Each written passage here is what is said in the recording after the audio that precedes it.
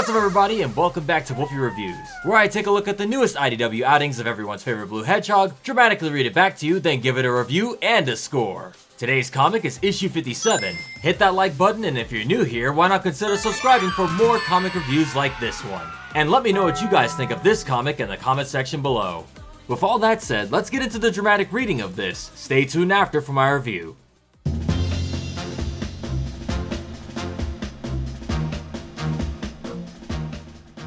Eggperial City, now. No major defenses, no sign of traps, no patrol along the city limits. It's almost like Dr. Eggman wants us to invade? Then it'd be rude to refuse his invitation, right? Woohoo! Surprise attack! Do they have to be so reckless? This is serious business. It's how they are. Yeah? Well, they need to understand they can't beat the odds forever.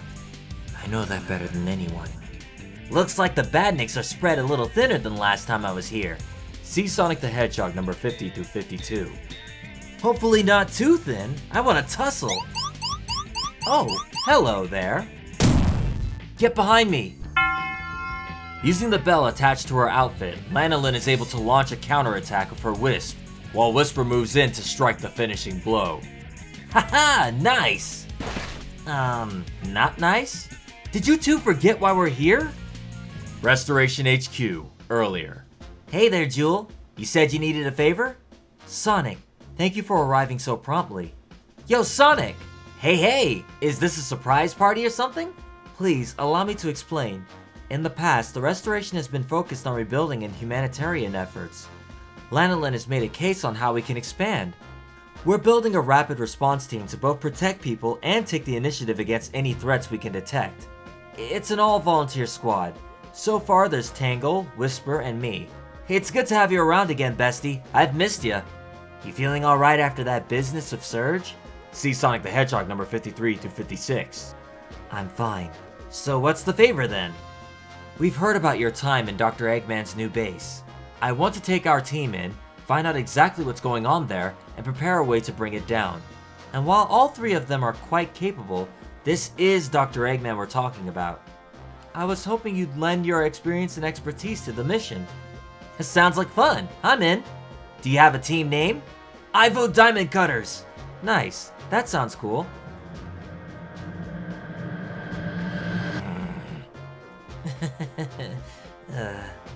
I've been looking forward to working with you for a long time, Sonic. Zero offense, but I don't think we've met. It was brief, and you were busy. You saved my town of Riverside from a badnik invasion a while back. Way back in Sonic the Hedgehog number 2. You inspired me to do more, so I joined the restoration. Soon I was working directly with Director Jewel. Awesome! Then it's a pleasure to meet you again for the first time. Haha, the pleasure's all mine. When do you plan on leaving for the mission? We're ready if you are. I was born ready. Now. Yeah, slow and sneaky isn't really my thing. And I'm still getting used to this whole team dynamic. My bad. Honestly, how do you handle her? I don't. Whisper, is there something we need to talk about? No. So, should we keep heading into the city, or? I'd like to assess our surroundings first. Whisper, can you send this up with your hover wisp? Can you take this above the city skyline? Maggie can't float that high. Using the hover wisp, they take the device into the air, scanning the skyline and seeing how far the city goes. So, what'd you find out? Comparing this data to your previous escape efforts, I can confirm that the city has gotten bigger. But I don't see any construction equipment? Not even egg pawns and their funny little hard hats. That's true. I am working on limited data points. Maybe if we survey from another point in the city? I've got an idea. Give me a boost. Taking the power of the hover wisp inside of himself, Sonic flies even higher to survey the city. I found the spot where Metal Sonic wrecked our initial escape plan. It's not only repaired, it's like we never even crashed. See Sonic the Hedgehog number 51. I didn't think Eggman was the type to tidy up after himself. He's not. You were right, the city is getting bigger. Not only is it growing, it can heal itself. How is that even possible? No idea. Please, please, please let me try that too. Maybe later. time to rest. If the city is growing and healing, like a living thing, then it needs resources to fuel its construction. I didn't see any signs of Eggman's usual mining equipment. They're like 5 stories tall, they're hard to miss. But the trees all around the city are in real bad shape. Maybe it's pulling stuff from underground? Bell said there's a whole network of tunnels under the city. Let's check those out. Sounds good. Diamond cutters, move out. Cautiously. Oh. And with that, our 4 heroes move further into the city, taking out a few egg pawns on the way there. This seems like the lowest point. Whisper, can you clear the way for us? Copy. Hanging on to Tangle's tail, Sonic and Whisper stay above, while Tangle and Lanolin lower themselves into the depths, only to find an eerie emptiness down below. Find anything? Virtually nothing, which is the problem. It's strip mining everything underneath it. It's all being hollowed out. All the minerals, nutrients, plant life, gone. I get it. The city will keep expanding.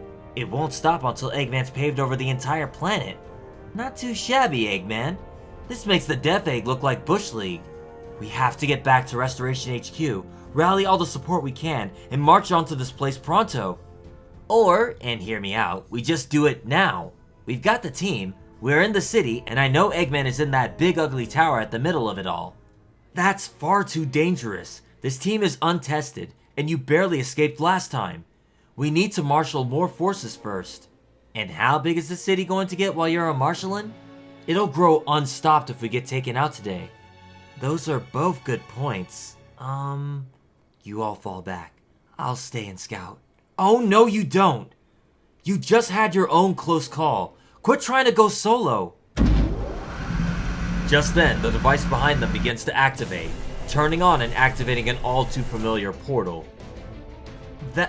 That's the same kind of portal thingy from Eggman's tower, what's it? You're right, we do not want to pass through that. See Sonic the Hedgehog number 37 through 40. Run! As Sonic begins speeding ahead, he notices a bunch of badniks in front of him. An ambush. Lovely. Elevator's out of service. Hang on tight, this is gonna get bumpy. As the portal follows them upward, Sonic begins to scale the building, nearly making it all the way to the top before he's struck by a badnik, causing him to lose his grip on Tangle. And as Tangle, Whisper, and Lanolin are dropped inside the portal, Sonic is left to fend for himself. Oh, come on! Hey, Jewel? Turns out I'm a lousy chaperone. The diamond cutters are in trouble, and I'm kinda surrounded. I don't say this often, but I could use some help. Next time, reinforcements arrive. And so begins another saga in the current IDW Sonic run. This one, simply titled Urban Warfare, is yet another Ian Flynn story with art by Adam Thomas and coloring by Matt Herms. And honestly, I love when they put these artists together, because you have a lot of really cool action shots of dynamic poses, and really expressive art of the characters. Almost every panel has characters with these big expressions that can range from subdued smugness to extremely annoyed or angry. Particularly this panel right here, but we'll get to that. The story picks up immediately after the events of the last arc, with Sonic returning to Eggperial City to meet with Tangle, Whisper, and not-so-newcomer Lanolin. A character who has been seen throughout multiple stories and arcs as a background character, now promoted to being a co-star in this latest entry. The 4 heroes are teaming up to look into this particular city because, according to Lanolin, the city has been growing larger over time, with no real signs of construction to be seen, which hints that the city may be sentient or at least capable of self-sustaining itself. An alarming fact considering their previous encounter with another one of Eggman's creations that had similar properties was the metal virus. Just how is the city sustaining itself? It appears to be draining all life from underneath it. No plants and no minerals, meaning as the city expands, it's simultaneously destroying the environment around it. If the city is left as it is unchecked, it will slowly cover the entire planet, wiping out all life and leaving Eggman with full control of the world. And while our heroes are debating how to go about stopping the city, they quickly find themselves face to face with one of the portals from the previous test run arc. A pocket dimension where Eggman had trapped Sonic, Tails, and Amy inside, to run a series of badnik and location tests. before they were ultimately rescued by Tangle and Belle in issue 40. With Sonic's prior experience, he's well aware of how dangerous it would be to get sucked back inside the test chamber, having barely escaped it the first time. With his friends in tow, he begins trying to escape, only to get surprise attacked at the last second, causing Tangle, Whisper, and Lanolin to fall inside the portal. With Sonic surrounded by hordes of badniks and his friends stuck inside the test chamber portal, Sonic does the only thing he can do in the situation, and call for backup, which appears to be Amy and Tails if the preview page is anything to go by. This is definitely one of the more fun stories to read through, mainly because of the 4 lead characters chosen for this issue. Having Tangle and Whisper together again is always fun, and Lanolin seems to add a level head to this group of mixed personalities. Sonic and Tangle are definitely way more headstrong and tend to act first and think later, while Whisper and Lanolin are way more analytical and prefer to plan things out before taking action. Honestly, it's a fun group dynamic that we don't really get to see often in these types of stories. That being said, Tangle was really pushing it this issue with Whisper. I can understand her excitement with getting to team up with Sonic and Whisper again, but bro, voting to name the team the Diamond Cutters was just poor taste. That was Whisper's team, her best friends before Mimic betrayed them and got them all killed. The wounds are still fresh enough that Whisper is still just learning to trust others again. She trusted you with her tragic backstory and then you open those wounds again with that. I suppose Tangle thought she was maybe offering a kind tribute to her previous crew with the name suggestion, but man, that ain't it. And based on the actual death glare Whisper gave her, it did not sit well with her either. Do you think Tangle was right for that? That maybe she meant well by it? You can see by her expression she clearly wasn't being malicious about it. It almost seems like she was expecting Whisper to be into it too, but maybe that's just Tangle and her 2 brain cells at work there. She's still an adorable idiot. But man, you gotta think before you speak, dude. Lanolin was an interesting character that I didn't ever think was going to be a lead in the main story. But she does seem very capable of holding her own. She's very resourceful and also surprisingly competent, able to think on her feet and plan the group's next move with Whisper, while Sonic and Tangle are too busy sharing their combined single-digit brain cells and bashing robots. Giving her the magenta music wisp was also a very creative choice that works well with her design. Having her use the bell around her neck to amplify its effects in both offensive and defensive techniques is pretty awesome, and it seems we'll be seeing more of her in this arc, so we shall see how she develops as the story goes. Remember back when some people thought she might be evil because of her shady expressions in the background of previous issues? Good times. Whisper in general is always great to see. There's not much that needs to be said about her, other than there still seems to be some tension between her and Tangle for obvious reasons. Honestly, is it weird to say I really enjoy their story so far? Even with the growing tension between them, I genuinely enjoy their interactions, and hope we get to see this all come to a head later. Tangle and Whisper are just well written, but the threat of this growing life-draining city is an interesting one. It doesn't really seem like something Eggman is really keeping close watch on, which leads me to think that there could be someone else behind this at the tower. Maybe a program out of control, or the test chamber gaining sentience itself? Either way, the main threat of this arc looks like it's not just going to be the city itself, but whether or not our heroes will be able to work together well enough to once again escape the inner test chambers Eggman has set up for them. Who knows what improvements he's made since their last time of being inside it? We shall soon see. Overall, this was a good read and a decent intro to the newest story moving forward. As of now, I don't really see where this one is going, but I'm excited to find out. I really don't have any complaints or nitpicks to say on this one, which leaves me to my score. This issue gets a 7.5 out of 10. It's good. But tell me what you guys thought of this issue. Did you guys like it, not like it, or did you feel mad about it? What would you score it out of 10? Feed the algorithm with your words and help a wolf get more views on these videos. Subscribe if you're new, and I'll see you all next time.